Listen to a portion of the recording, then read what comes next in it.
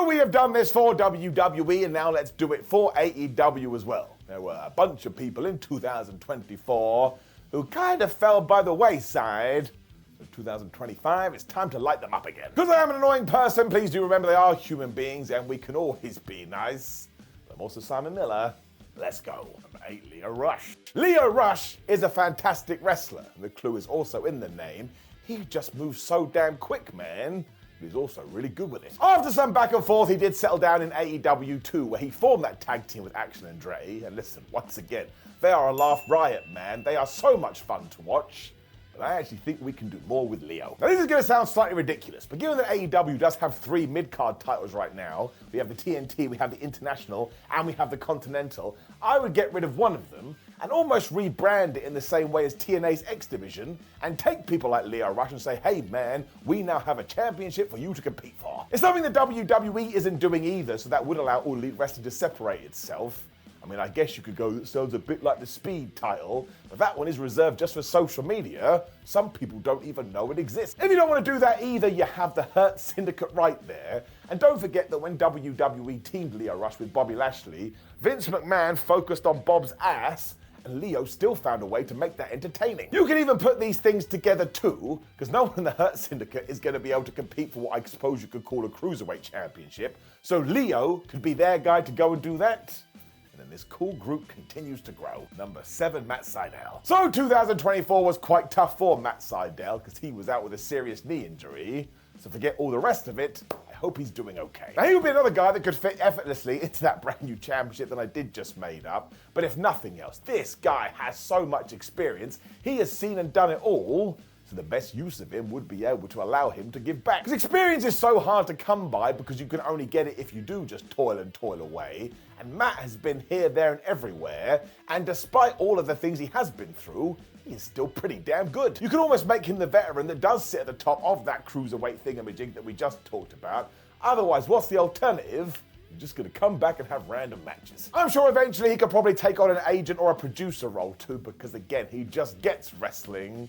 But either way, if we can take a bunch of these guys and turn it into a whole pyramid, that's what we should do. Number 6, Wardlow. So Wardlow is another guy that had a tough 2024 because not only did he succumb to another stop-start push, then he got injured. So once again, all the best to that guy. Let's also not forget that technically he is still part of the Undisputed Kingdom, but let's definitely not put him back in that thing. And also, don't just have him do a powerbomb sympathy thingamajig and go on a bunch of squash match runs. You need something new. I think the biggest part of that is coming up with a narrative where finally he can talk and we can get to know the dude a little bit better, because then we can emotionally connect with him. Like we kind of teased this when he was talking about his dad and he was talking about his long hair, but we zoomed through that way too fast. We most definitely could have got more out of it. And he can still totally wreck some people should you so wish, because he is a big guy, but then you need to give him a microphone and say, hey, you need to talk to the people. Once again, we'll start to fill in our tum-tums. It's half the battle. I mean, at the very worst, maybe you could put him into a feud with Adam Cole, but I really think you need to tippity-toe around that one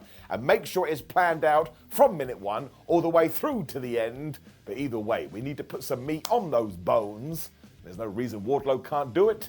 He just needs the opportunity. Number 5, Jay Lethal. Now, there is every chance that Jay Lethal is perfectly happy right now. He's part of Jeff Jarrett's crew. He's been having some good matches on Ring of Honor. He's had a pretty good career. I mean, he will likely be employed forever, so he's totally made it. He is a professional wrestler. But given that it feels like we're trying to hit a bit of a reset of Ring of Honor at the moment, I don't see why you can't lean into his history and make him a permanent and serious part of the brand. I mean, given that Chris Jericho is the current Ring of Honor World Champion as I talk to you, you could do 2 things with Lethal. A, you pick someone to beat Jericho and then they feud with Jay, or you could have Jay Lethal be the dude to take out Chris Jericho, then you throw a bunch of young guns at him. I think we can likely separate him from Double J as well, but you don't need to make a big song and dance about that. But yes, just put him in a prominent position and let him work with everybody.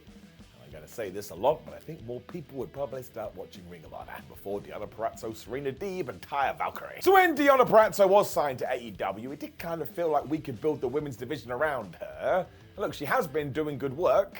Just a lot of it has been reserved for Rampage. In 2024, her and Taya Valkyrie did indeed come up with the vendetta though. So given that right now Serena Deeb isn't doing much, I would throw her in that faction too. And then I would tell them, hey ho, you need to go on a tag team adventure. Now, I'm not saying that we need to introduce titles, because all wrestling companies have too many, but it would be cool if we got more women's tag team matches, because it would mean we could use more female talent. And yeah, talking about building things around people, these three could do it. You could even have Deeb and Deonna as like the technical wrestlers, whereas Tara on the outside could be the muscle.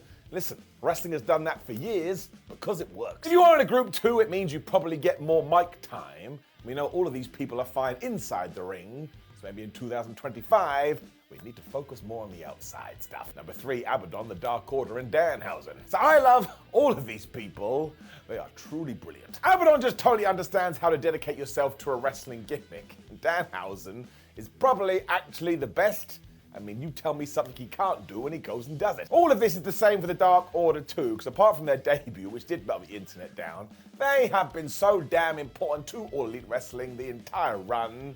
I think they're fabulous. Given that it doesn't seem like we have much for any of them at the moment either, I would just pull the mega gun and turn them heel. I mean, Abaddon's character already leans that way. And listen, you don't bet against Danhausen, because once again, that man knows what he's doing. And don't tell me the Dark Order, led by the evilest of evil Unos, couldn't get this over. Of course they could. Once again, they're pros. I actually wouldn't mind seeing them all thrown together in some truly bizarre faction. And yes, here it comes for the 3rd millionth time. You could do all of this on Ring of Honor and actually give them a push.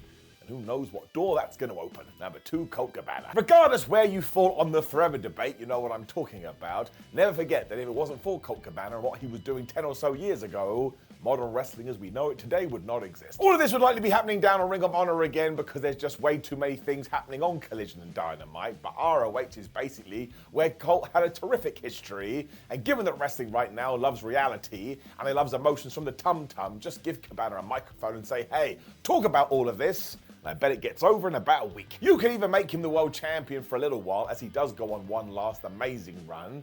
I think most fans would appreciate that, especially if you are watching ROH, because there's no way you can be interested in this promotion and not know what Colt Cabana did. If nothing else, he just has all the experience in the world, so let's put him in a position where, if he wants to, he can give back. Number 1, Camille. So this one really weird. It made all the sense in the world when Camille was put with Mercedes Moné, because we've kind of talked about it in other entries. She was the heel champion. When you have some muscle with you, well, it just makes people go, how dare you be so dastardly. Further, Camille debuted in July 2024 though, and then was gone in late November.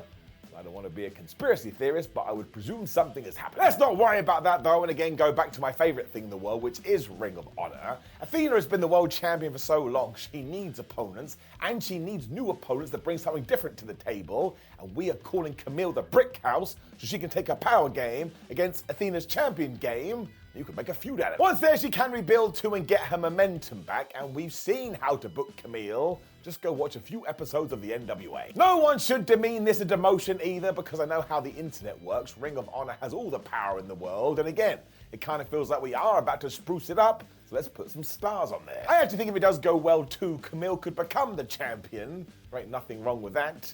As much as I love Athena, she can't actually hold that title forever. After a while, it would just get really, really weird. Now listen, I'm sure there's other AEW stars that you would like to see kind of change in 2025, so drop me a comment below. Before you like the video, share the video, and subscribe. Also, click the video on the screen, which is me talking about this from the WWE side with others, my friends. I appreciate all of you. See you soon.